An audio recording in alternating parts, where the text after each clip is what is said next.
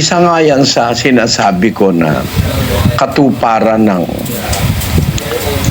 ang pagiging totoo ng Biblia, because less than 3,000 years ago, ito nakasulat na ito sa Bible Less than 3,000 years ago, even before the time of the Lord Jesus Christ, when Prophet Daniel is inquiring from God about a vision he saw, about the visions that he saw. And in the book of Daniel chapter 12, let us begin from verse 4, Brother Daniel. But thou, O Daniel, shut up the words and seal the book, even to the time of the end. Many shall run to and fro, and knowledge shall be increased. That is the prophecy written in the book of Daniel way back in what time is that particular, according to those it was in 536 BC, or 500 years before Christ. So it is less than 3,000 years ago when this prophecy was written by Daniel. Writing the word of God, he said, Daniel shut up the words and sealed the book, even to the time of the end. Many shall run to and fro, and knowledge shall be increased. Sa Tagalog, ang sabi rito, ngunit ikaw, O Daniel, isara mo ang mga salita, tatakan mo ang aklat hanggang sa panahon ng kawakasan. Yung panahon ng kawakasan, sabi sa Biblia, doon mabubuksan yung nakatatak na aklat. Ang nakatatak na aklat po ay, ang isa po dyan ay ang Biblia. Natatakan ang Biblia. Merong mga bagay sa Biblia nakatago. Nakakonsil, nakatago. Pero pagdating ng panahon ng kawakasan, saka mabubuksan yung mga nakatagong bagay sa aklat. Sa panahon ng kawakasan, ang isang palatandaang dumating na yung panahon ng kawakasan, the time of the end, ay marami ang tatakbo ng parot parito. Ang kaalaman ay lalago. Knowledge or science shall be increased. Many shall run to and fro. Ito, kahit ilagay mo po sa literal ito, mga kababayan, totoo ito Sabi nga ng lolo ko, saka lola ko nung araw, siguro nung ako'y mga 7 taon, 1953 noon, nung 7 taon ako, o 54. Ang kausap ko lagi, mga lolo ko at lola ko. Kasi nung araw po, ang mga bata, nakikinig sa matatanda Wala namang kasing telebisyon, wala namang maraming pagkakaabalahan. Sa Pilipinas, noong panahon na yon, hindi pa masyadong uso ang television pagkagabi, nakaipon kami sa meron nga akong natatanda ang kanta nung araw. I learned about Jesus in my grandma's rocking chair, something. Nakalimutan ko na lang yung tono. Kasi yung mga matatanda nung araw, pagkagabi na, mga bata hindi pa tulog, kinukwentuhan nila sila.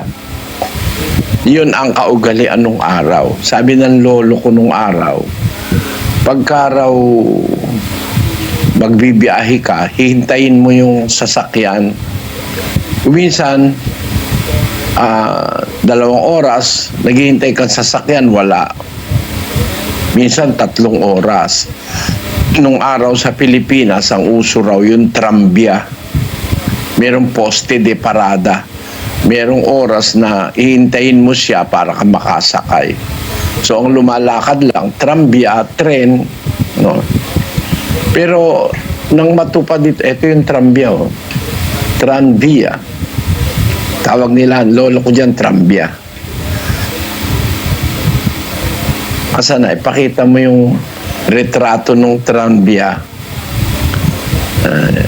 Ayan, oh. Para bang ano yan, isang sasakyang public transport noong 1928, long before the light railway transit or LRT made its way through Metro Manila. The mass transportation used was tranvia. It became the backbone of commuter transport in the capital, sa Manila. Iyan po ang isa sa ginagamit noon. Iyan lang ang mga lumalakad noon sa tumatakbo sa daan. Maghihintay ka ng oras bago may kasunod. Hindi pa yun ang sinasabi ni Propeta Daniel na marami ang tatakbo ng parot parito. Pero nang dumating yung panahon at hanggang dito sa ating panahon, nakikita natin talagang marami nga ang tumatakbo ng parot parito. At ang kaalaman lalago. Knowledge shall be increased. No? Basahin nga natin ito sa 6 na wika, mga kapatid. Apan ikaw, o Daniel, himo ang tinago ang mga pulong, ug takpi ang basahon, bisan pa hangtod sa panahon sa katapusan, daghan ang mudalagan ngadto nganhi, ug ang kahibalo muuswag. Ika Daniel, ikabat mula ding amano, tatakan meng libro, hanggapin kim panahon na ning kawakasan. Dakala ding mulai umeken at umeka rin, ing belwan dakal. Kay Lucano, sika o Daniel, punitam dagiti sao, ket timbriam ti libro aging gamit laing iti panawen a panakatungpal. Adu dagiti agtarayto amapan ken agsubli ket ti panakaamo umadunto. Alagad ika, Daniel, pintuon mo ang mga tataramon, asin duotan mo ang kasuratan, sagkod sa panahon nin katapusan. Dakol ang maaragi, asin madakol ang kadunungan. Apang ikaw, o Daniel, takpi ang mga pulong, kagpat ini ang tulunan, tubtub gid sa tion sang katapusan. Madamo ang magadalagan pakadto pakari, kag magadugang ang ihibalo. Isa sa mga patunay na ang Biblia nagsasalita ng totoo. Who in the early 1900 will ever dream of a world that is full of moving vehicles in the open air, on land, in the seas, in the oceans, and below the ocean.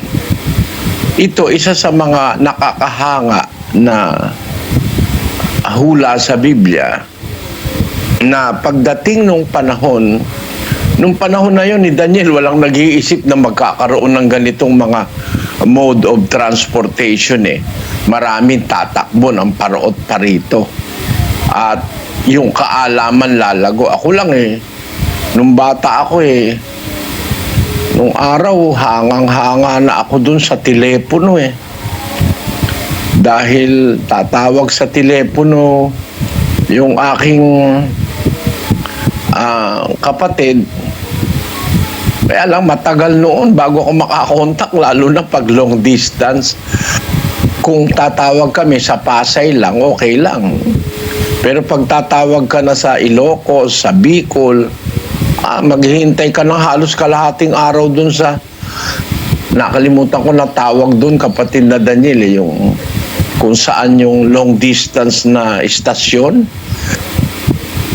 Makikita mo dun yung mga operator, tanggal kabit, tanggal suksok nung mga kung ano-anong mga kable ron. Matagal, kalahating araw ka ron. Yan. Ganyan nung araw. Tanggal kabit. Hintay ka ng hintay, makabit ka. Ngayon wala na yan Wala na po ngayon yan. Dadayal ka na lang sa cellphone mo, makikita mo pa yung kausap mo Kaya, probado na tama yung sabi sa Biblia Marami tatakbo paro't parito, ang kaalaman lalago. Ang siyensya lalago. Ang teknolohiya lalago. Knowledge shall be increased. Ito ay nagaganap hanggang ngayon sa ating panahon. Ang kamangha-mangha dito, mga kapatid, yung sinasabi sa 9. Basahin natin, kapatid na Daniel, hanggang 10. At sinabi niya, yumaon ka ng iyong lakad, Daniel, sapagkat ang mga salita ay nasarhan at natatakan hanggang sa panahon ng kawakasan. Marami ang lilinisin at papuputiin at dadalisayin, ngunit ang masasama ay gagawa na may kasamaan at wala sa masasama na makakaunawa, ngunit silang pantas ay mga kakaunawa. Isa pang napaka straightforward at saka isang sharp na hula sa Biblia. Darating ang wika, yung panahon ng kawakasan. Sabi doon sa versikulo 9, dahil natataka na nga yung aklat at yung salita, hanggang ang tatak na yun mananatiling nakatatak, nakasara yung salita hanggang sa panahon ng kawakasan, sabi ng salita. Tapos doon sa panahon ng kawakasan na yun, ang isa pang magaganap doon, marami ang lilinisin, papuputiin at dadalisain. Mayroong gagawing trabaho ang Diyos sa panahon ng kawakasan. Ito po, trabaho ng Diyos ito Yung paglilinis, pagpapaputi at pagdadalisay sa tao. Yan po, trabaho ng Diyos. Mayroong gawain ang Diyos na magaganap sa panahon ng kawakasan. Kaalinsabay noong maraming tatakbo ng paro't parito, ang kaalaman lalago. Kaalinsabay nung katuparan noon, magtatrabaho rin ang Diyos kasi marami ang lilinisin, papuputiin at dadalisain. Ang makagagawa lang kasi nito ang Diyos Pero ang sabi, ang masasama gagawa na may kasamaan. Mamamangha ka po sa kasamaan sa ating panahon. Habang ang Diyos ay maraming malilinis, mapapaputi at dadalisayin niya ang mga tao, no? Kasi ang nagpapaputi sa tao, nagpapadalisay, naglilinis ay ang salita ng Diyos Kaya magtatrabaho ang Diyos panahon ng kawakasan. Tatrabaho ang Panginoong Hesukristo. Magpapadalisay, magpapaputi, maglilinis. Pero mayroong mga resisting forces. Mayroong mga kokontra. Ang gagawin nila, gagawa silang may kasamaan. Ang masasama, gagawa na may kasamaan intentionally. Kasi yung salitang ang masama, gagawa na may kasamaan, ipinapaliwanag ito ni Propeta Enoch doon sa aklat ni Judas. Basahin natin ang 1:14 ng Judas. At ang mga ito naman ang hinulaan ni Enoch na 7 sa bilang mula kay Adam, na nagsabi, narito, dumating ang Panginoon na kasama ang kanyang mga laksa-laksang banal. upang isagawa ang paghuhukom sa lahat at upang sumbatan ang lahat ng masasama sa lahat ng kanilang mga gawang masasama na kanilang ginawang may kasamaan at sa lahat ng mga bagay na mabibigat na sinalita laban sa kanya ng mga makasalanang masasama. Kapag huhukom pala, talagang itong mga ito gagantihin ng Diyos eh. Sino itong masasama? Ito yung hinuhulaan ni Propeta Daniel eh. Magaganap ang kanilang height ng kanilang evil work. Mag-uumpisa sa panahon ng kawakasan. Na ang sabi, ang lahat ng masasama sa kanilang mga gawang masasama na kanilang ginawang may kasamaan. Meron po kasing gawang masama na nangyari na masamang gawa pero hindi ginawang may kasamaan. Merong mga gawang masama na kuminsan aksidente. Merong masamang gawa dahil sa imprudensya o sa imprudence. Ang tawag sa Tagalog doon, kapatid na Daniel, imprudence. Di ba? Yung sa Portuguese, imprudensya. Nakalimutan ko na. Recklessness. Merong mga tao nakagawa ng masama because of recklessness. Pero ito, masasamang gawang itong hinuhulaan ni Propeta Daniel. Hindi because of recklessness, intentional talaga. Sabi, maraming lilinisin, papuputiin, dadalisahin, ngunit ang masasama, gagawa na may kasamaan. Ang intention talaga nila ng kanilang paggawa, may kasamaan. Parang nakakakitang-kita ko ngayon ito eh. Makikita mo yung volume ng kasamaan eh. Magandang gamot, pinipigil nila. Kasi merong organisasyon ng mga namumuhunan sa mga gamot. Pagka medyo may makukumpetensya yung gamot nila, ay kahit mas mabuti itong gamot na isa, hindi makakalusot. Ang labanan ay palakasan. Ang labanan ay kung sino ang may kapit. Merong say. Hindi nga makagitaw yung mga tinatawag nating alternative medicine kuminsan eh. No? Yung mga alternative doctors na ako naniniwala, ang mga alternative doctors, mas mahusay yan kaysa sa mga conventional doctors na natuto sa libro.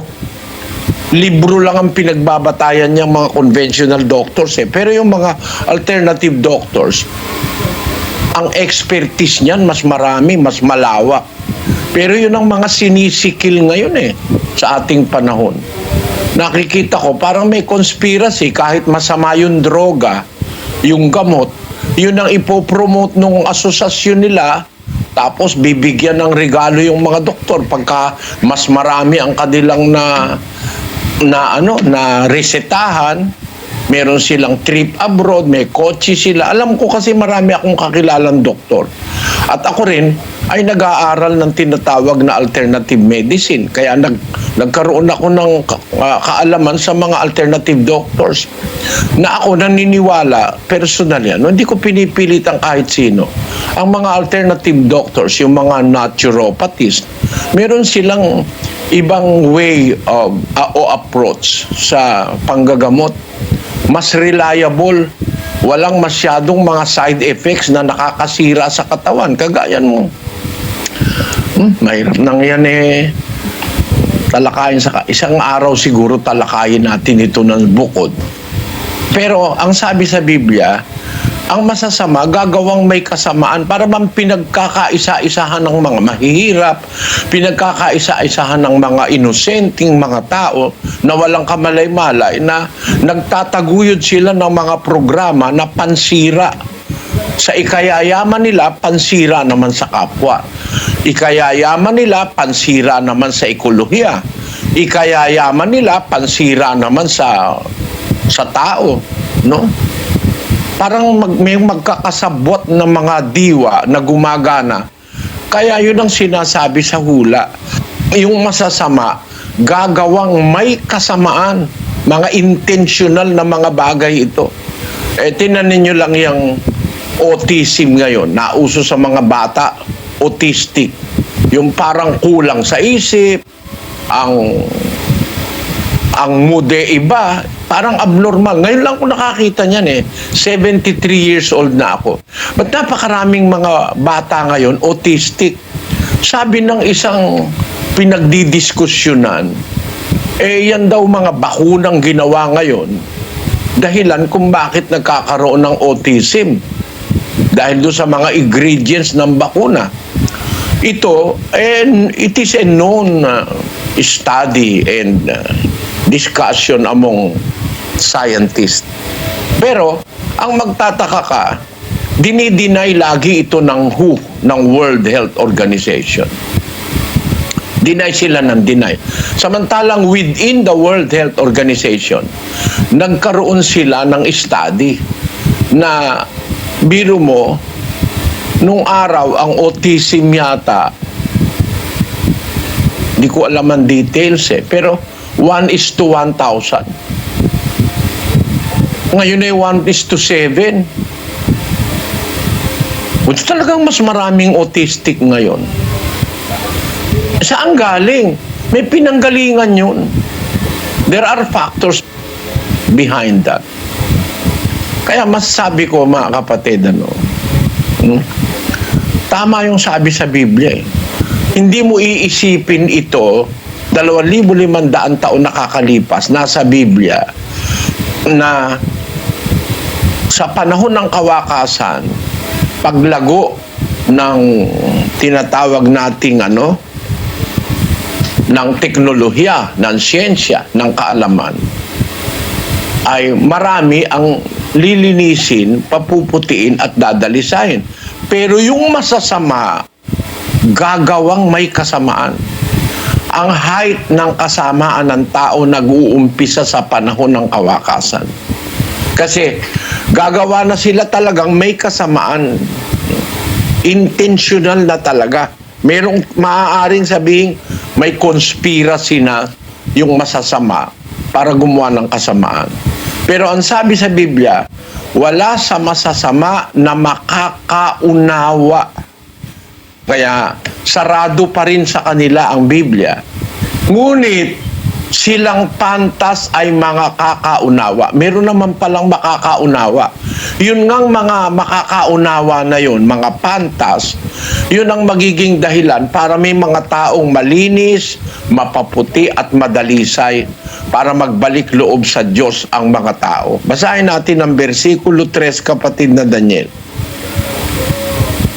At silang pantas ay sisilang na parang ningning ng langit, at silang mga babalik ng marami sa katwiran ay parang mga bituin magpakailanman. Sila pala yung mga pantas na makakaunawa sa salita ng Diyos, ibabalik nila sa katwiran ang marami. Kaya maraming lilinisin, papuputiin at dadalisain.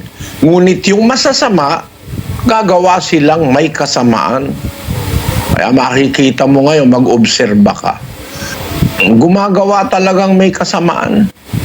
Yan lang mga produktong pinalalaganap sa mundo ngayon Alam naman nila na nakakasama yung mga GMO. Pero ginagawa nila yun Pari kikita sila ron. Sa Africa nga unti-unti na raw nauubos yung mga original crop ng Africa, napalitan na ng GMO. Soya, wheat, barley, GMO na lahat alam naman ng mga siyentipiko, nakakasama sa tao yan Marami ng study na ginawa Bakit tuloy-tuloy yan? Magkakasabot yung mga taong masasama para kumita. Yumaman ng yumaman to the detriment of the general population. Kaya wala na tayo ngayong wala na tayo kumbaga mabubuhay man tayo ngayon ng maayos, awa na lang ng Diyos sa atin. Kasi wala kang susulingan eh. Medisina, may daya. May daya dyan. May corruption dyan sa medisina. Kahit ano pa ang puntahan mo ngayon, ang masasama gagawang may kasamaan. At wala ang wika sa masasama makakaunawa. Ngunit silang mga pantas ay makakaunawa. Yung mga pantas na yon, sila ang magbabalik ng marami sa katwiran. Pakinggan nyo ito mga kababayan. No? Ang ating panahon ay napapatunayang pumasok na tayo sa panahon ng kawakasan na maraming tumatakbo ng parot parito. No? Sa langit, diyan sa Himpapawid, makikita mo, napakaraming eroplano balik-balik. Siguro ngayon kumonti kasi may lockdown eh. Pero pakita ko sa inyo itong satellite image. Yun pong maliliit na kulay dilaw na lumilipad. Ano yan? Mga eroplano yan, satellite image. Ma-imagine nyo kung gaano karaming eroplano na nung wala pa itong problemang lockdown na ngayon, ganyang karami lumilipad sa lahat ng 24 oras sa Himpapawid. Totoo yan kasi dito lang nga sa amin eh. Kung magbiyahe po kami, halos 4 na beses isang linggo para ipangaral ang ebanghelyo. Nakasakay kami ng eroplano kasi napakalaki nitong kontinente ng Amerika. Pag magbibiyahe ka, abutin ka rito ng 100 taon, di ka makakarating sa mas maraming lugar. Para kami makarating 2,000, 3,000 kilometers away from our studio, we have to travel by plane. Kaya araw halos 4 na beses isang linggo, nasa biyahe po kami ng eroplano.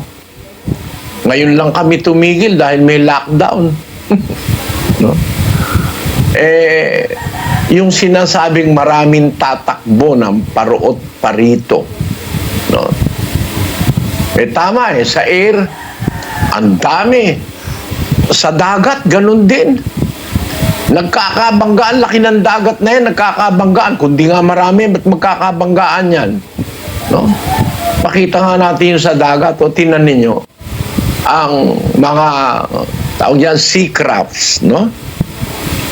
Tinan nyo, sa buong mundo, napakaraing tumatakbo ng parot parito. Parot parito yan sa buong mundo. Makikita nyo, yung mga maliliit na yan parang mga bakterya na lumalangoy, mga ano po yan, mga barko, vapor, mga kung ano-anong mga, hindi pa kasali dyan yung submarino, no? Kasi ang nakikita lang nasa ibabaw na submarino nasa ilalim yun eh. Tingnan niyo kung gaano karami yan. Kaya nagkakabanggaan eh. Tapos, lalo naman sa lupa. Makikita mo naman sa lupa, talagang ang oras-oras may banggaan. Kaya yung salita ng Diyos na maraming tatakbo ng parot parito, ito lang, motorcycle lang palang ito. Nakita ko ito nung nandiyan kami sa Singapore Papunta ka ng Malaysia, talagang matatraffic ka ng matagal dahil dun sa napakaraming nakahilerang mga tricycle, tawag yan? Motorbike. Nakikita nyo, napakaraming tumatakbo ng paruot parito. Ang kaalaman ay lalago. Ito, naisulat po ito, 2,500 taon ang nakakalipas. Pero nakikita natin ngayon, ang authenticity ng sinasabi ng Diyos. Kaya ang Biblia nakakamangha pagka pag-aaralan mo at naiintindihan mo yung katuparan ng nasa Biblia. Mamamangha ka, hindi galing sa tao ang Biblia. Ang Biblia, galing sa nakakakita kung ano mangyayari sa hinaharap. At ang Diyos lamang ang makakakita nun. Walang ibang makakapagsabi kung ano ba mangyayari bukas o sa makalawa. Pero yung mangyayari sa 1,000 taon o sa 2,000 taon, sa 3,000 taon, ang nangyayari, nakasulat na sa Biblia sapagkat ipinagpauna na ng Diyos. No? Basahin natin ang Isaias 42:9. Narito, ang mga dating bagay ay nangyayari na, at ang mga bagong bagay ay ipinahahayag ko. Bago mga litaw ay sinasaysay ko sa inyo. Ginga, hinahamon ko kayo lahat ng mga relihiyoso. Meron bang aklat na kaparalel ng Biblia na nagsasabi ng mga bagay bago lumitaw? Sabi ng Diyos sa Biblia, dating bagay, nangyari na yon. Yung mga bagong bagay ay ipinahayag ko. Bago malitaw, sinasaysay ko sa inyo. Wala namang may capacity ganun. Wala namang libro sa mundo na mayroong ganito eh. Basahin nyo lahat ng libro ng relihiyon. Yung mga Vedas, yung mga gawa ni Confucius, yung gawa ni Zoroaster, yung mga sayings ni Buddha, yung Book of Mormons, na kung ano-anong pinagagawang mga libro ng tao.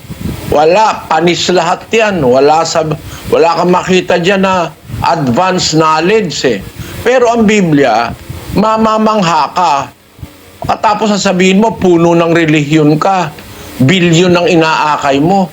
Sasabihin mo, totoo ang evolusyon, totoo ang Big Bang. Paano ka nangyari sa Big Bang at saka evolusyon eh? Kung Biblia paniniwalaan mo, hindi nga ganyan ang nasa Biblia eh. At talagang ang Biblia ang dapat nating paniwalaan kasi nagsasabi siya bago lumitaw. Sabi ng Diyos, bago mangalitaw, sinasaysay ko sa inyo. Anong layon? Bakit sinasabi bago mangyari? Basahin natin sa Juan, sa 13:19. Mula ngayon ay sinasalita ko sa inyo bago mangyari, upang pagka nangyari, kayo'y magsisampalataya na ako nga. Ayun, ang dahilan kung bakit sinasabi ng Diyos bago mangyari, para sumampalataya tayo, para wag tayong ateista, para kung maniwala kay Darwin, wala ka namang makikitang libro na kapareho ng Biblia na ang Biblia sinasabi niya bago mangyari para tayo sumampalataya sa Diyos na talagang ang Biblia ang dapat nating pagtiwalaan at sundin kasi yung sinasabi ng Diyos sa Biblia natutupad on due time. Ngayon, meron ngayon leader ng relihiyon. Sasabihin mo, tama yung kay Darwin, hindi naniniwala sa Diyos. Tama ang evolusyon. Tama ang natural selection. Tama ang primordial soup. Tama ang Big Bang. Sasabihin mo, tama yan, kontra nga sa Biblia yan eh. Alin ang pipiliin mong paniwalaan? Yung aklat na nagsasabi ng mga bagay bago mangyari, nagpapatunay na ang nagsabi, hindi tao. Ang nagsabi, yung nakakaalam ng hinaharap, yun nga ang Diyos. Pagkatapos, ikukompetensya mo sa Biblia, ang naimbento 200 years ago ni Darwin, na ang tao galing sa unggoy. Ang tindi nyo. Wala kayong respeto sa lumikha ng buhay ng tao. Para sabihin mong galing tayo sa unggoy, galing ka sa bakterya, wala nga hanggang ngayon, wala nga kayong pruwebang totoo yan eh. Sa real science, hindi nyo kayang patunayan yan eh. Si Darwin mo mismo ang kalaban ninyo eh. Bakit? Sabi ni Darwin, pagka may makikita ka na magkakasabay na buhay, magkakaibang mga ano, yung sinabi ni Darwin na ito, if numerous species belonging to the same genera or families have really started into life at once, the fact would be fatal to the theory of evolution through natural selection. Sinabi niya yan, hindi pa natutuklasan yung nasa Canadian Rockies Nung sabihin niya yan, di pa natutuklasan yung sa Canadian Rockies. Kasi natuklasan yung sa Canadian Rockies noong 1909. Na nakakita sila ron ng mga fossil records ng mga umiiral na mga nilalang 80,000 collection. 80,000 mga nilalang na umiiral na noong pang Cambrian period. Pre-Cambrian pa, umiiral na. Paano ngayon totoo yung evolusyon? Dapat kung evolusyon ay totoo at natural selection, hindi ganyan karami nung panahon na yon ng Cambrian period. Dapat konti pa lang kasi hindi pa nga nag-e-evolve bakit nga yan 80,000 na yung nakita dyan. Sa Canadian Rockies lang yan. Hindi pa kasama yung ibang mga parte sa mundo. Ibig sabihin, bata pa ang mundo, marami nang nilalang na may buhay. Hindi totoong nag-evolve. Sabi nga ni Charles Darwin, fatal yan sa theory of evolution at saka natural selection. Kaya lang, hinakamatayan niya na, hindi niya na nakita yung discovery nung 1909. No?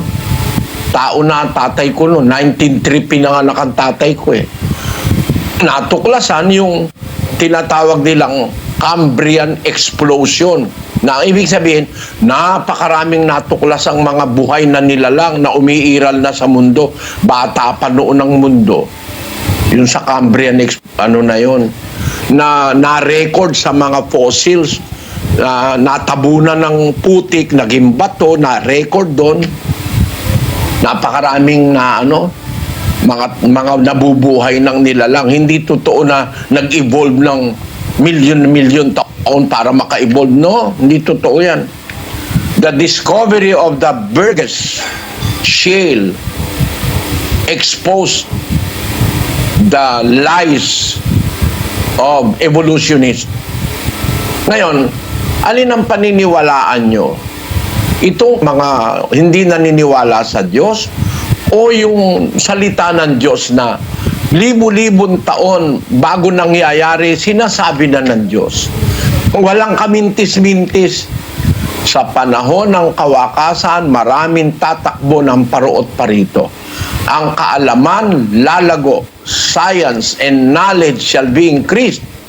At maraming lilinisin, papuputiin, dadalisain, ngunit ang masasama gagawa na may kasamaan. Ito ngayon ang nagpapatunay sa kagaguhan ng aral na reincarnation. Kasi yung matao lalo pang sasama ang reincarnation sabi ng mga Bombay, ng mga Hindus,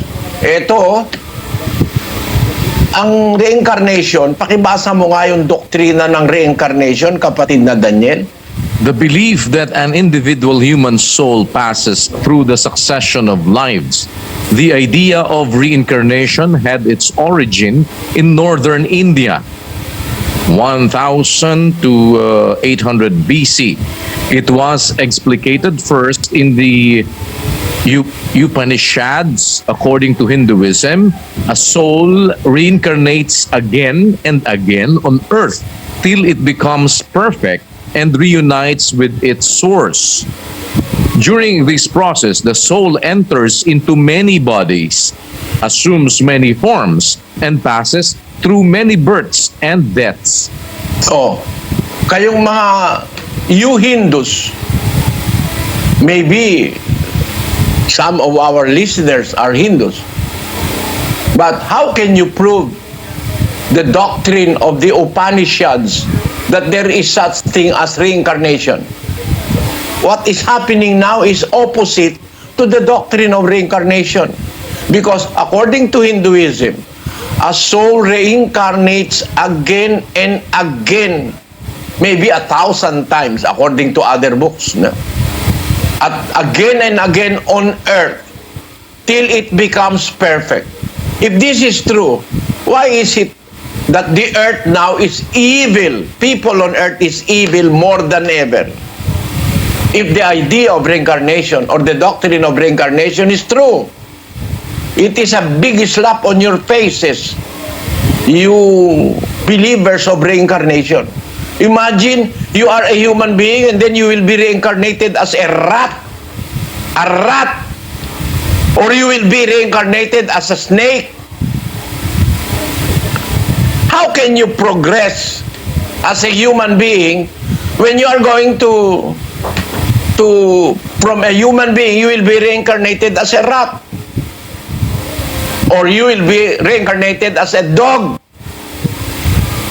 These doctrines are purely heresies. These doctrines are purely fruit of the futile minds of the Hindus. It is not proven by reality. Because reality is the best evidence. What is real is the best evidence. If it is true that reincarnation happens to make it's a process to make man perfect, why it is that mankind now is not going to perfection but to the escalation of evil is unimaginable among humanity, thus proving that reincarnation is a lie. Katarantaduhan niyang reinkarnasyon na yan. Ang reinkarnasyon daw, ikaw daw ay pag namatay ka, papasok ka uli sa ibang katawan para ikaw ay maging perfect, para mapagbayaran mo raw yung iyong mga pagkakamali nung una, habang ikaw ay namatay ka na naman bilang isang daga, magiging aso ka naman, tapos namatay na naman yung aso, pupunta ka naman sa baka, tapos para raw ikaw ay laging mabubuhay sa mundo hanggang ikaw ay maging perfecto. Eh kung totoo yan, bakit hindi nagiging perfecto? Kasasama ninyo. Patawarin ninyo ako, mga kababayan, no? Pero talagang kawalang hiya at katarantaduhan yung mga relihiyon na yan. Kasi nakabase sa mga daldal na walang batayan. Mas gusto ko ng paniwalaan ng Biblia. Ang Biblia ang nagsasabi na makikita mo sa realidad na na ang tao ngayon sumasama, hindi nagiging perpekto, hindi kagaya ng doktrina ng Hinduism. Ang tao raw ipapanganak, mamamatay, magre-reincarnate, magiging daga, magiging pusa, magiging aso, magiging baka, magiging ahas. Ba't walang nagiging dinosaur? Tapos magiging perfect. Perfect ba? Asan ngayon ang mga perfect? Meron ba mga perfect ngayon? Na ang tao ba, pabuti ng pabuti dahil sa reincarnation? Hindi nga bumubuti. Pasama ng pasama. At yan ang sabi ng Biblia. Maraming tatakbo ng parot. Parito ang kaalaman lalago. Tapos, maraming lilinisin, papuputin at dadalisain. Ngunit, ang masasama, gagawang may kasamaan. Wala sa masasama na makakaunawa. Ngunit silang pantas ay makakaunawa. Hindi ba itong talatang ito? Kung pag-aaralan yung mabuti, mga kapatid, totoong-totoo sinasabi ng Diyos dito. Merong mga tao pasama pa ng pasama. Hanggang malapit na ang kawakasan, pasama pa ng pasama. Ikalawang Timoteo 3:13. Asa mo, kapatid na Daniel. Datapwat ang masasamang tao at mga magdaraya ay lalong sasama ng sasama na mga dadaya at sila rin ang mga dadaya. Kita nyo, ang masasamang tao, magdaraya, lalong sasama ng sasama, magdadaya at sila rin ang mga dadaya. Tinan mo nga, kundi nga yan ang nangyayari ngayon. Eh sino nagsalita yan? Ang Diyos. Salita ng Diyos yan. Ang masama, magpapakasama pa. Kung meron mambubuti, yung mga taong maniniwala sa Diyos. Kaya nga hinihikayat kayo ng ating programang maniwala sa Biblia.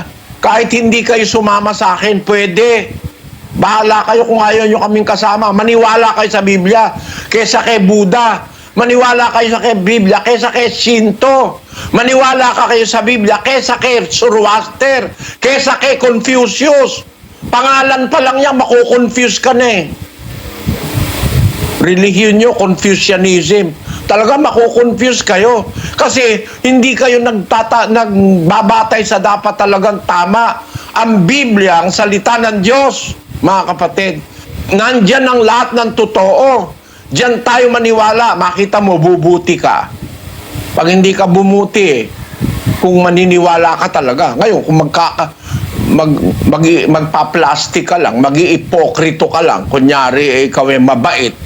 Reverend Father ka kamo. Punong-puno ng kasinungalingan yung pinagsasasabi mo. Kahit papa ka pa, Papa Piculino, labas mo. Kasi hindi ka naniniwala sa Biblia. Kung naniniwala ka kasi sa Biblia, paniniwalaan mo yung salita ng Diyos, yun ang totoo. Di ba totoo ngayon, mga kapatid, ang Biblia authentic? Sa ugali pa lang ng tao, malalaman mo na eh. Sa reality, makikita mo totoo, sabi ng Biblia. Ang masasama, gagawang may kasamaan. Ang masasama, lalong sasama ng sasama. At sila rin ang madadaya. Yan, ngayon. Pero ang punto ko rito, yung hula na hindi masakit ang dating. Ano yung hindi masakit ang dating? Maraming tatakbo ng paroot pa rito. Ang kaalaman lalago. Sige nga, matututulan nyo ba yan?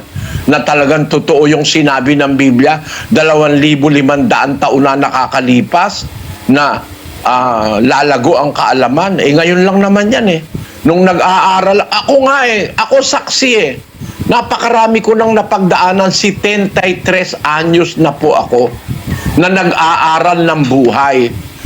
56 anyos na po akong daldal sa kapwa. Marami na rin kapwa-tao ang naakay ko sa pagtitiwala at pagkilala sa Diyos, sa awa ng Panginoon. Marami na pong miyembro ang Church of God sa iba't ibang panig ng mundo.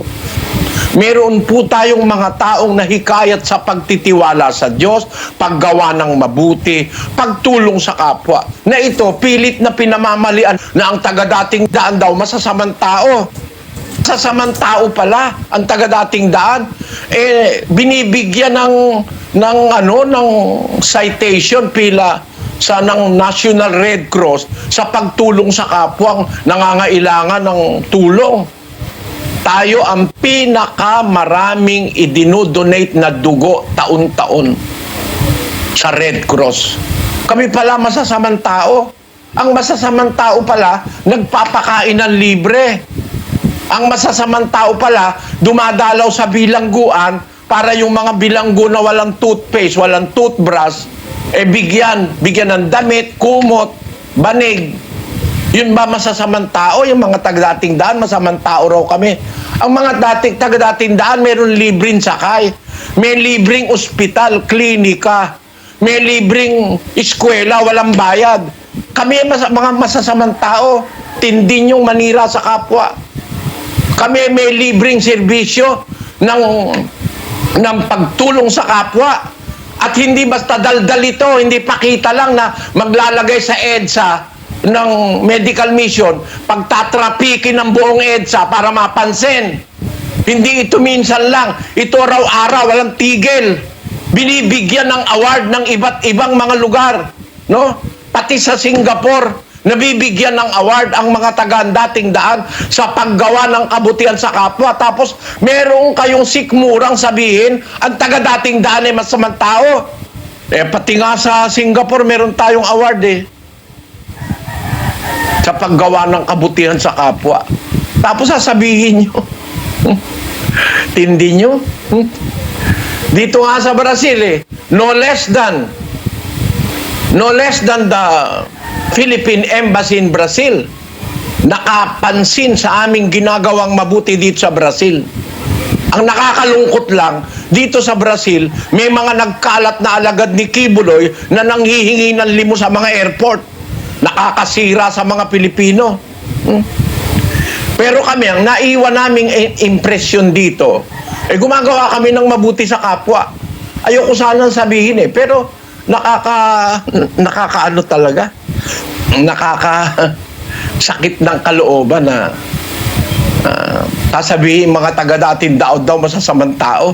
Masamang tao, taga-dating daan. Sabihin mo yan, tell that to the Marines.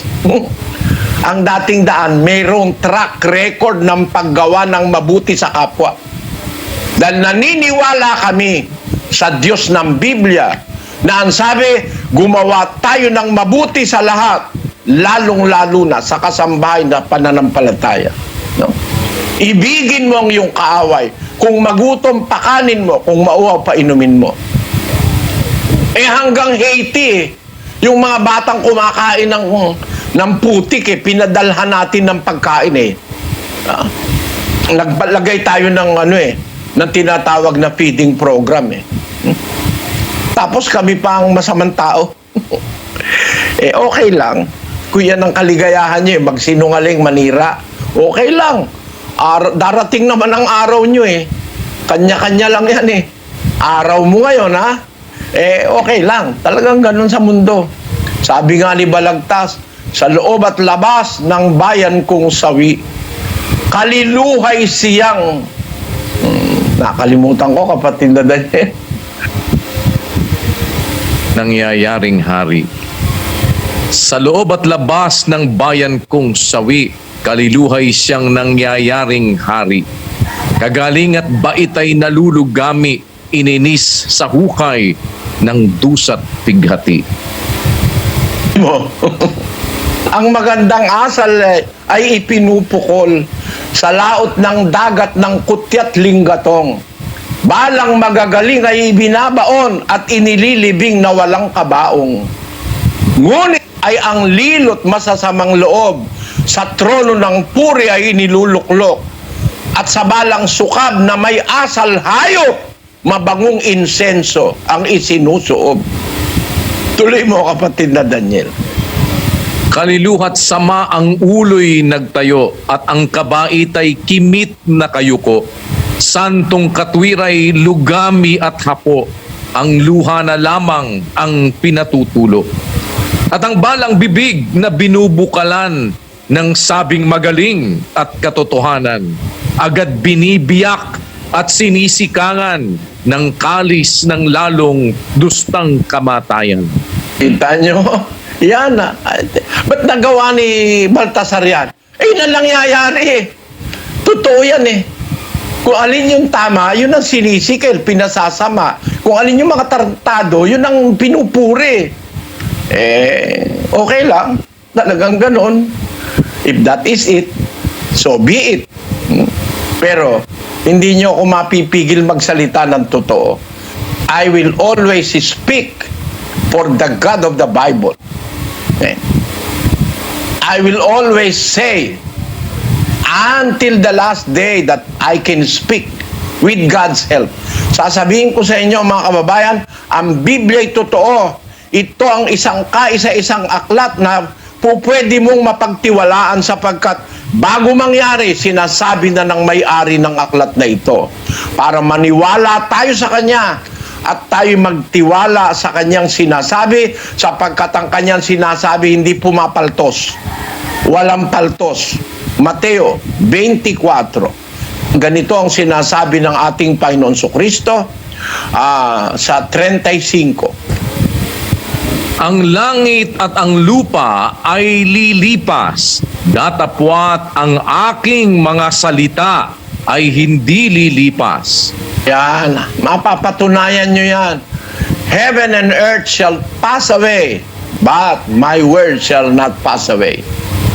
His words will be fulfilled. Ang kanyang salita matutupad at matutupad. Maniwala ka, hindi ka maniwala, magalit ka sa akin. Kung gusto mo, magtatalong ka, kung gusto niyo sumpain ako ng patong-patong, okay lang. Basta ako sinasabi ko yung salita ng Diyos. Siguro wala namang pastor na kagaya ko ngayon na yung mangangaral na kagaya ko ngayon na nagsasalita ganito araw-araw. Nasamantala ko habang kayo naka-lockdown, hindi naka-lockdown kayo. Mapapakinggan nyo salita ng Diyos. Sinasamantala ko lang. Kahit huwag kayong sumama sa akin, mga kababayan, magbasa kayo ng Biblia. Pag binabasa ko, nilalagay ko nga yung di ba nilalagay natin sa screen yung sitas? Para mabasa nyo rin sa bahay nyo.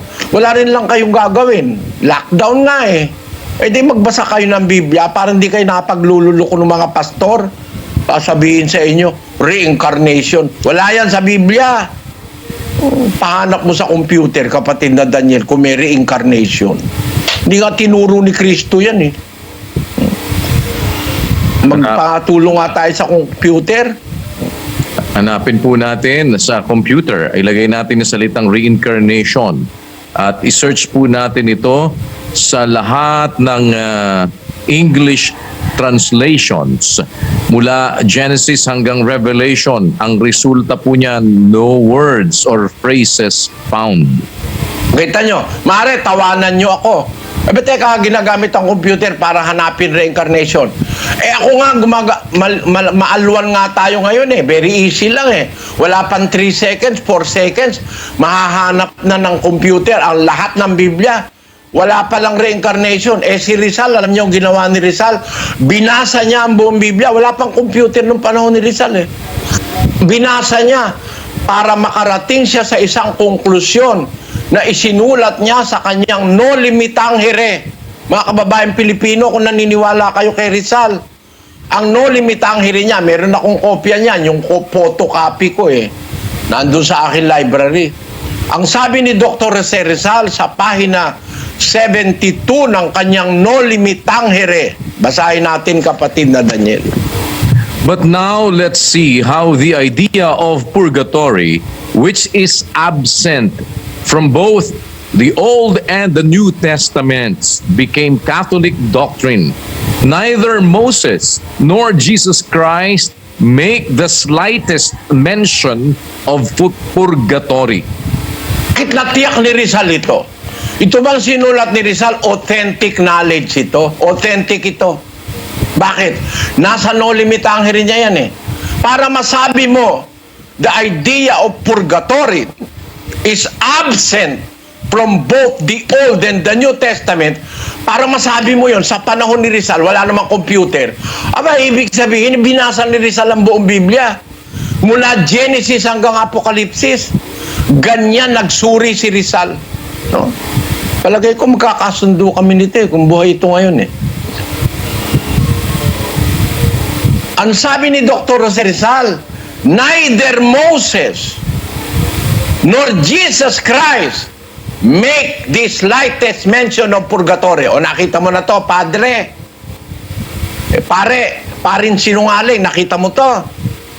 Walang purgatorio sa Biblia. Kahit si Moises, kahit ang Panginoon Kristo, kahit mga apostol, walang sinabing purgatorio. Kasi wala nga purgatorio sa Biblia. Ngayon, sino may sabing purgatorio? Kayo. Sino ba ngayon ng totoo? Yung Biblia o kayo? Ba't kayo nagkaroon ng purgatorio? Pinupurga nyo bulsa ng mga tao. Dahil sa purgatorio, kailangan ka magpamisa para mahango yung nasa purgatorio. Pagkatapos, magbabayad naman sa misa. No? Kaya yung mayayaman lang ang maliligtas may pambayad sa misa Yung mahirap na walang nagpapamisa, paano ka mahahango sa purgatorio? Tutubuan ka ng talaba at saka tahong. Sa purgatorio, walang hahango sa'yo dahil walang nagpapamisa para sa'yo.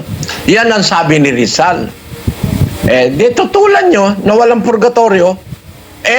Yun nga lang limbo nyo, wala naman talaga yun Halos mahigit 1,000 taon yung doktrina ng limbo na pagka ang isang bata ay hindi nabinyagan at namatay ang isang batang maliit, pupunta raw sa limbo, hindi papasok sa langit, kawawang bata.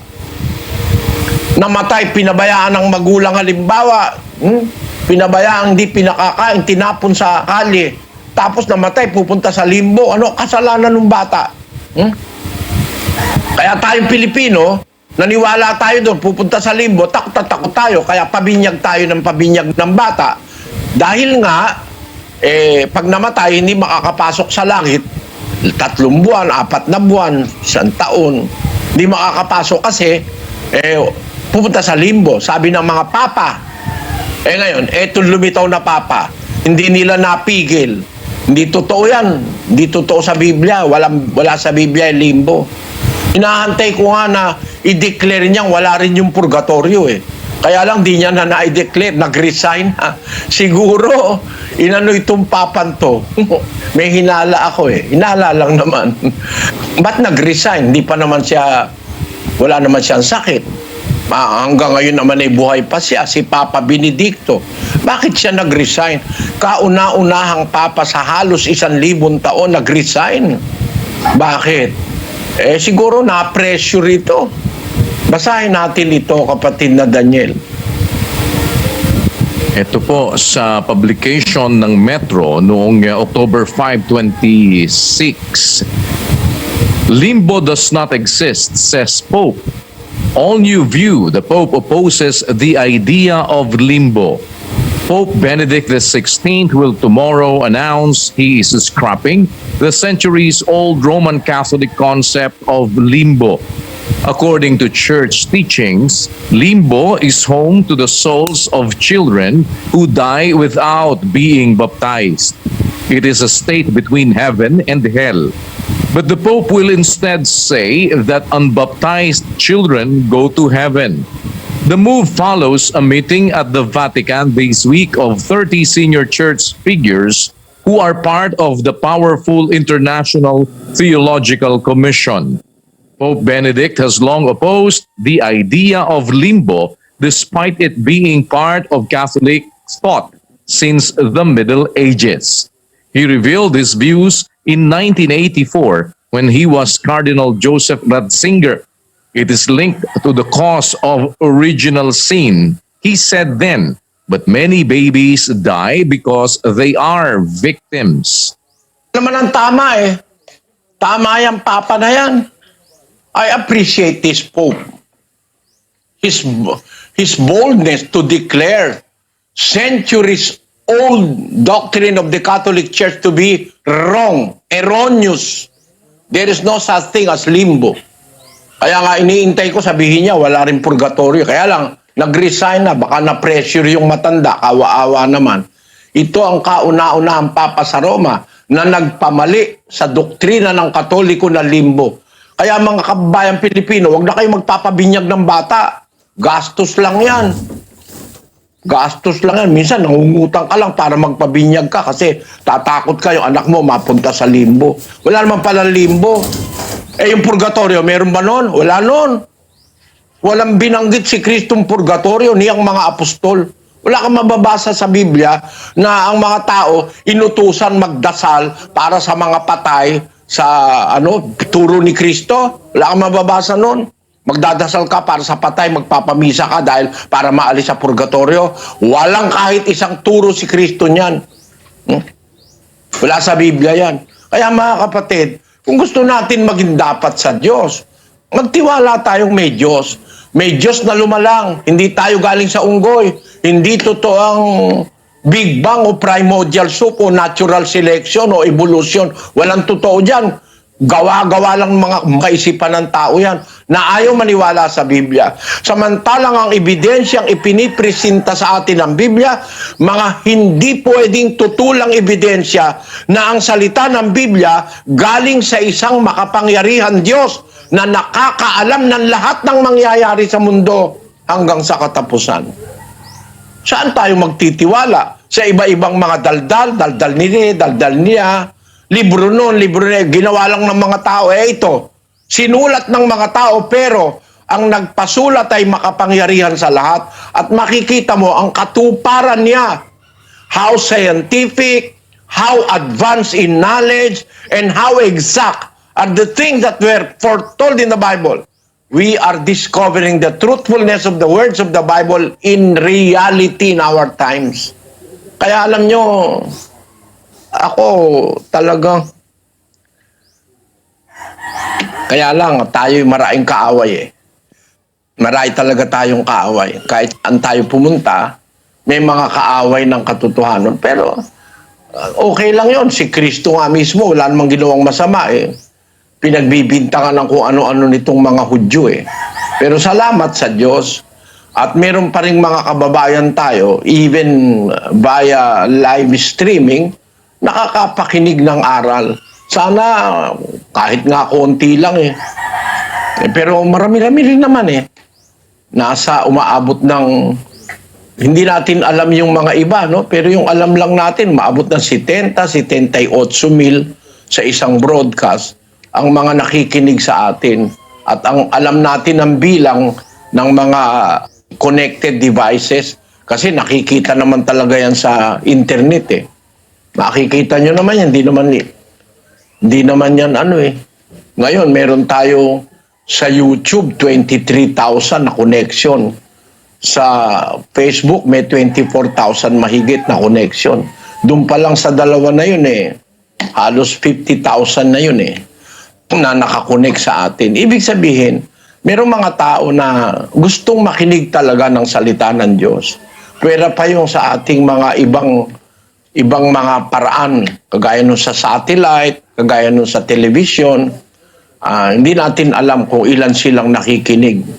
Meron tayo kasi mga programa na inire-relay sa iba-ibang mga medium o media. Salamat sa Panginoon at meron tayong ganitong nagagamit na technology. Siguro naman hindi tayo puputuli ng YouTube eh. Nauna tayo sa YouTube eh. Di ba kapatid Daniel, ano? Una tayo sa YouTube, ano? Nag-live streaming. Opo, sa awa po ng Diyos, kapatid na Eli, bago po actually po, bago pa nga po nagkaroon ng YouTube, meron na po tayong ginagamit po sa internet na atin pong parang website kung saan po napapanood po ang ating mga programs, kapatid na Eli. At nung dumating po yung pagpasok ng YouTube, ay nagkaroon po tayo ng atin pong mga programs sa YouTube sa awa po ng Diyos. At tuloy-tuloy naman po hanggang sa kasalukuyan yan, kapatid na Eli. At marami pong mga iba-ibang nanonood rin, kahit na nga po sa yung mga nakaregister po kasi na nakikita natin, kung minsan computer po yun, yung mga units. Pero ngayon po kasi, kagaya ng iba-ibang mga families, meron na po sila din na ginagamit na mga smart television, kapatid na Eli. Ang smart television po na ginagamit nila, doon po sila nag-tune in sa YouTube channel.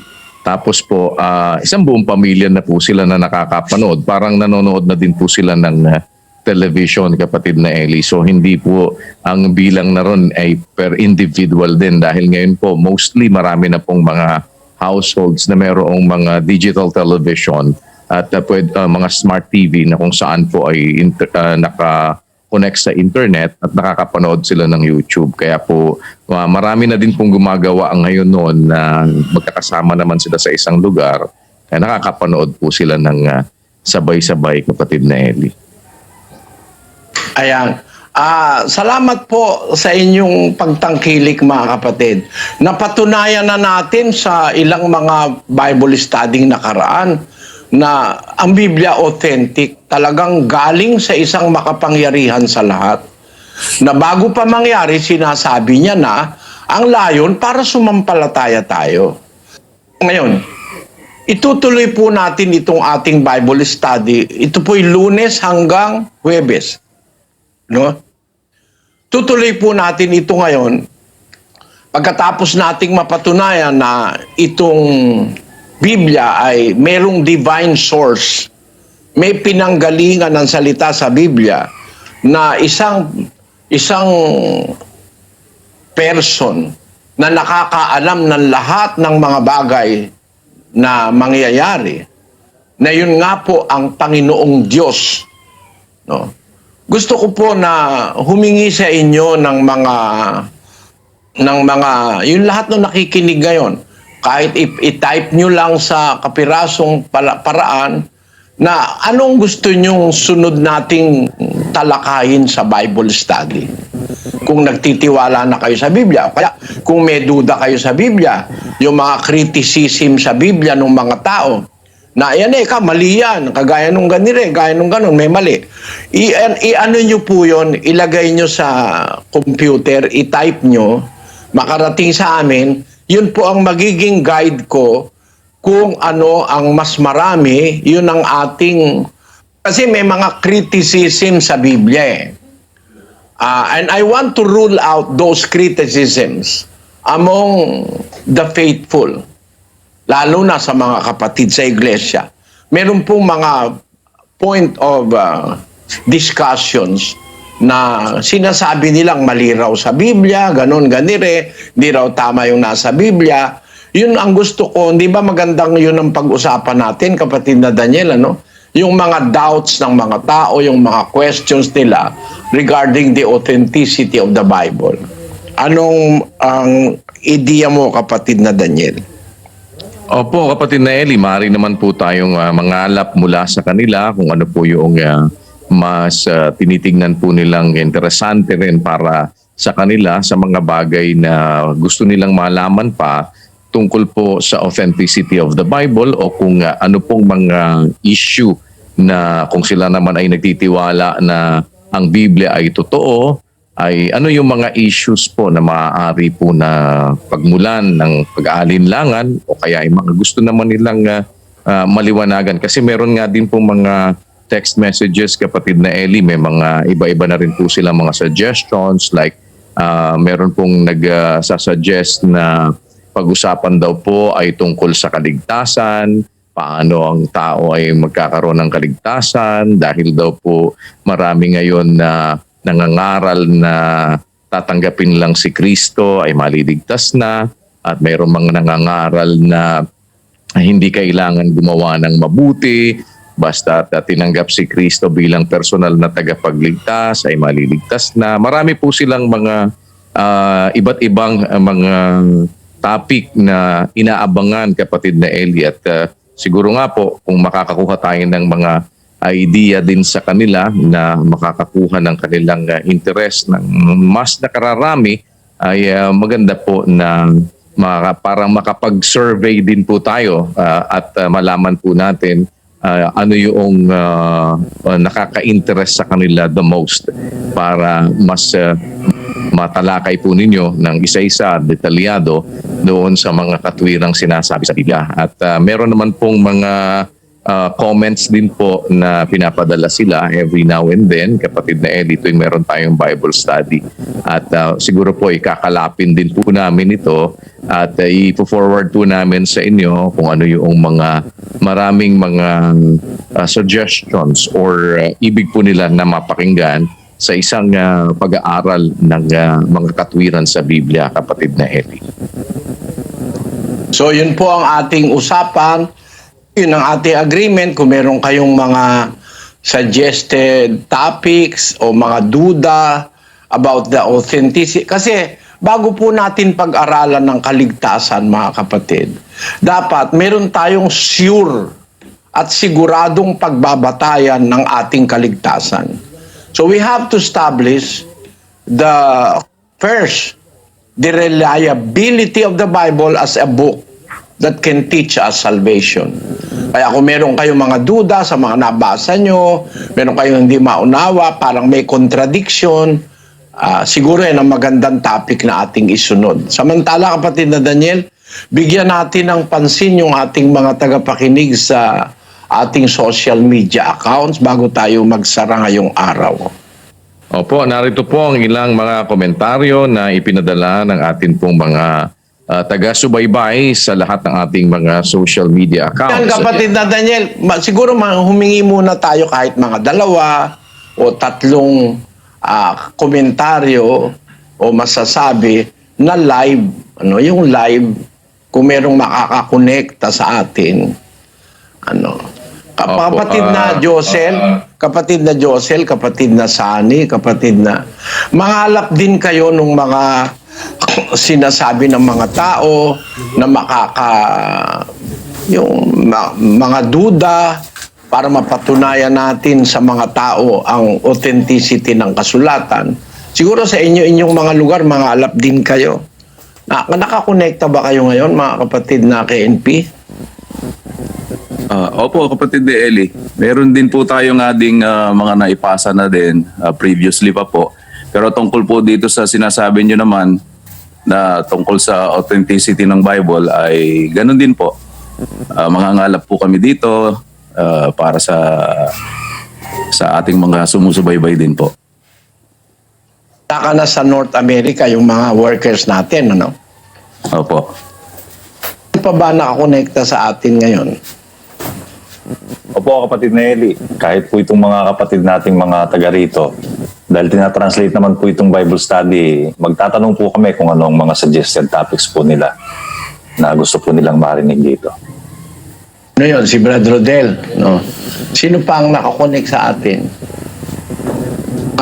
Kapatid na Daniel, baka meron tayong mga nakikinig na nakakonek na magbigay ng ideya, kahit dalawa lang, ano? Nung araw napapaghilian namin si Dr. Anselmo, sino pa ba yun? Mga, nakalimutan ko na yung mga nakakausap natin nung meron pa tayong mga live na physical na Bible exposition eh. Ngayon po, Brad Eli, may connected po tayo sa linya. Si Attorney Tudio, connected po siya. At si kapatid na Antonio Altejos, connected din po. Si kapatid na Cesar. Ayan, si Sis Amelia, connected din po. Saka si Sis Lydia. Siguro... Kapin nga natin si Attorney Tudio kung meron siyang kapatid na Daniel. Opo. Tignan po natin. Sige, kapatid na Luz, nasa linya ba si kapatid na attorney Tudio? Opo. Sige po. Si Attorney Tudio po. Sis Attorney Luz, Tudio. magandang gabi po. Magandang araw po sa inyo lahat. Kapatid na Eli, kapatid na Daniel. Nakikinig po ako sa inyong mga sinasabing pangangaral. At ano nga natin ngayon ay ang topic tungkol sa authenticity ng Bible. Kasi ang Biblia po ngayon ay halos parang ginagawa na po ng mga karamihan na hindi naniniwala sa Diyos. Kinukudyat na po nila. Hanggang sa narinig ko po kanina at masakit po sa kalooban ko na ang mga tagatingdaan ay sinasabi nilang masasama samantalang kabaliktaran ang nangyayari. Ang Biblia po ay masasabi nating kasulatan dito sa buong mundo, nag-iisa lang na dapat paniwalaan ng buong sangkatauhan. Yung pong karunungan na gawa ng tao ay nagawa-gawa lang po at maraming lumilitaw na nagdudunong-dunungan na pinagpipilitan ang kanila na sa nila daw ang tawa. Pero ang totoo po, salita lang ng tao yon na walang masasabing basihan dahil ang talagang karunungan na totoo ay nanggaling po sa itaas, sa Diyos. Ang Biblia po ay masasabi nating inspired na kasulatan ng Espiritu Santo na pinasulat po sa mga apostol. At ang mga apostol naman po ay nagsabi sila ng totoo dahil ang utos sa kanila ay isulat ang salita ng Diyos para maging guide sa mga tao mula nung nag-umpisa ang sangkatauhan hanggang sa pagwawakas ng mundo. Ngayon po, sa narinig po namin sa inyo, malinaw po na ang panahon natin ngayon ay nasa panahon na po tayo ng kawakasan. At nangyayari nga po na yung kasulatan doon po sa aklat ni Daniel ay nagkakatotoo po. Noong panahon po na ako bata din, nakikita ko po na doon sa lugar namin ay halos wala nga pong sasakyan. Naglalakad lang pa kami papunta po sa eskwela. Hanggang sa dumating yung edad ko po na nasa na po ako, nagkapag-asawa na ako, dumadami ng mga sasakyan, ang mga tao paro't parito na nga, maging sa dagat, sa lupa, at saka sa himpapawid. At dumating na po tayo ngayon sa panahon natin ngayon po, na dahil sa makabagong teknolohiya, ang mga tao po, maski na nasa saang lugar, nakakapag-usap-usap, teleconference, dahil po, masyado na nga pong moderno ang siyensya. Katunayan na ang salita po ng Diyos noon na walang nakakaalam kung di Diyos lamang sa maaring mangyari ay natutupad po ngayon. Ano pong ibig sabihin nun? Na ang salita ng Diyos po ay mapagsasaligan. Hindi po gaya ng tao na pabago-bago po. Gaya nga po namin sa mga ng judikatura. Batas po ng tao pabago-bago. Ano ibig sabihin? Hindi po eksakto. Kaya binabago. Pero ang salita ng Diyos po, hindi nagbabago. Dahil talaga po ang Diyos makapangyarihan sa lahat at dapat paniwalaan natin. Tama lang po ang ginagawa ninyo na sa buong mundo ay binubuksan niyo po ang isip at puso ng mga tao para yung pong masasama, kung maaari ay maligtas. Dahil nagkakatotoo nga po ang kasabihan sa Biblia na ang masasama ay lalong magpapakasama. At ang mabuti naman po, ang pantas, ang mabuti, ay gagawa po ng mabuti. Dahil yun po ang hinahanap ng Panginoong Diyos. Kaya nagpapasalamat po ako, kapatid na Eli, na Huldo, hirap na hirap po kami rito. Dahil hindi po ako makakonekta sa internet, napakahina po ng signal, ay nakapunpats lang po ako, pero masaya po ako at naririnig ko ng malinaw ang sinasabi niyo po. Salamat po sa Diyos at inabot ako sa edad na ito at ako ay naanib. Nawala po ako sa kamunduhan dahil maski nawala po kung ano man yung mga nangyaring nawala sa akin noon, papasalamat ako na nawala man po iyon, napalitan naman po ng pagkaanib ko dito sa katotohanan. Salamat po sa Diyos. Brad Eli, panalangin po namin na kayo ni Kuya Daniel ay magtagal pa po ang inyong kabuhayan. Kailangan po kayo ng mundo. Salamat po sa Diyos. Salamat sa Diyos, kapatid na Attorney Tudio. Siguro bigyan natin ng pansin yung ating mga nasa social media, kapatid na Daniel. Sa social media account po natin ng ang dating daan at The Old Path, mula kay Alona Uchi, salamat po sa Diyos, Roman Catholic po ako pero mas gusto ko makinig sa inyo. Salamat po at meron pong ganitong palabas na para po sa lahat ng taong gustong makapakinig ng salita ng Diyos. Pagpalain po kayo, Brother Eli at Brother Daniel. Si Ruel Baron, lagi akong nakikinig sa inyong programa kahit hindi na live dahil dito ko lang po naiintindihan at nasagot ang mga katanungan sa aking isipan. Si Mark Di Malaluan, isa po akong Katoliko. Papasalamat po ako sa Diyos at sa dating daan kay Brother Eli. Nung nagkasakit ako, pulmonya, nakakulong ako sa kwarto. Programa lang po ang dating daan, pinanonood ko sa kwarto. Si Daryl Ingraham, salamat po sa Diyos. Marami na naman akong natutunan kay Brother Eli. Sana po palaging ganito. Sa 10 religion ko, ito lang talaga ang inaniban ko. Salamat po ng marami sa Diyos. Si Joybel Garcia, God is an amazing God, for it was written already in the book of Daniel 12:4, which was in 536 BC, and God already anticipated what will happen ahead of time.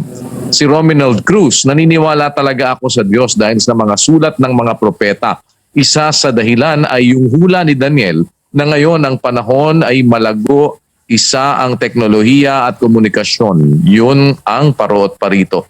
SSD. Marco Espinilla, eksaktong-eksakto ang hula ni Propeta Daniel sa mga huling araw na maraming tatakbo ng parot parito at ang kaalaman ay napakalago. Ngunit kaalinsabay nito ang masasama naman ay mas lalong sasama. Si Mark Ryan, tama po si Brother Eli, nowadays napakadaming masamang tao na sinasadyang gumawa ng masama, but someday they will be judged. Si John Ross Alcaparaz, yun ang kamamangha sa Bible. Natutupad yung mga nakasulat. Napakagaling. Inspired talaga. Si Roy Bueno, totoo ang sinasabi ng Biblia. Ang kasamaan sa ating panahon is an all-time high. Ang ating pag-asa sa panahong ganito, gagawa ang Diyos para maraming malinis. Salamat sa Diyos at hindi ako ateista.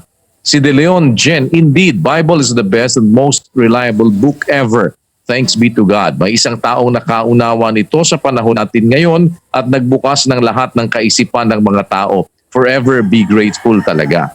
Miharu, okay lang sa akin na mukha akong unggoy pero di ako papayag na galing ako sa unggoy. Kayo na lang. Si Francis Louis, excuse me Charles Darwin, wag mo po ako isama sa pagiging unggoy nyo. Tao po ako, galing sa alabok, sabi sa Bible. Si Desiree Canlas Cunanan, online Bible study is so much better than some of my online class. Si Romina Rose, kung yung reincarnation ay para maging perfect, sa dami ng namatay, bakit hindi pa rin perfect yung mga tao? Mary Rose Beranya, how can someone prove the belief of reincarnation when people nowadays are getting evil and evil? Si Marco Bismar, libre po sa dating daan ng pag-aaral. Ako po ay nakapagtapos ng 4 years sa awat tulong ng Diyos at sa tulong nila Brother Eli at Kuya Daniel Razon. Dave Basto, it never fails to amaze me listening every night to Brother Eli. Very informative, current events pa lang, sulit na. Then palaging may biblical explanation to all these things na nangyayari sa mundo. Very comforting. Salamat sa Diyos. Si Francis Sebastian Antonio, si Brother Eli diretsong magsalita kung ano ang tama sinasabi niya kahit na masakit dahil hindi siya nagsasabi ng sweet message para matuwa ang tao. Ang sinasabi niya ay mismong salita ng Diyos sa Bible para tayo matuto. Salamat sa Diyos. Ilan lamang po sa mga komentaryo sa ating pong mga social media account, kapatid na Eli. Salamat po sa inyo lahat mga kapatid, sa mga sumusubaybay. Hintayin po namin ang mga suggested topics nyo, mga duda nyo, para meron po tayong pagbabatayan kung ano ang ating sasagutin, pag-aaralan bukas kung loloobin. Bukas po uli.